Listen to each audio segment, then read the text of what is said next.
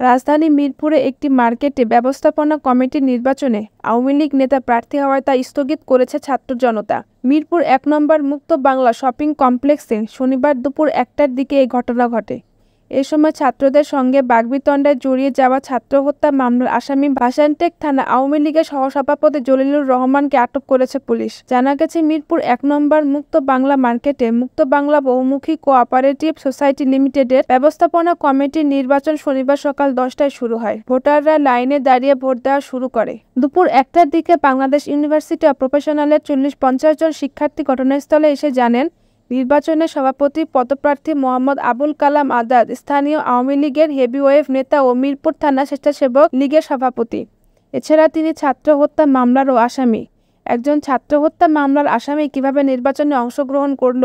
এই সময় ঘটনায় আওয়ামী লীগ সমর্থিত মার্কেট কমিটির জুম্মন ও জলিলুর রহমানের লোকজনের সঙ্গে ছাত্রদের বেশ উত্তেজনার সৃষ্টি হয়। এক পর্যায়ে সেনাবাহিনী ও পুলিশ ঘটনাস্থলে এসে নির্বাচনে অংশগ্রহণকারী দুটি পরিষদ ছাত্র ও ভোটারদের ভোট কেন্দ্র থেকে সরিয়ে নির্বাচন স্থগিত করেন। শাহ আলী থানার ওসি মাহমুদুল হাসান জানিয়েছেন, নির্বাচনে হট্টগোলের খবর শুনে পুলিশ সেখানে যায়, কিন্তু কোনো আসামি পাওয়া যায়নি। সমবায় অধিদপ্তরের লোকজন এসে নির্বাচন বন্ধ করেছে শুনেছি। আমাদের নির্বাচন বন্ধ করার কোনো এখতিয়ার নেই। ভাসানটেক থানার ওসি মোহাম্মদ ফয়সাল আহমেদ বলেন, শনিবার শাহ আলী থানার সহযোগিতায় জলিলুর রহমান নামে ছাত্র হত্যা মামলার এক আসামিকে মিরপুর ১ থেকে আটক করা হয়েছে।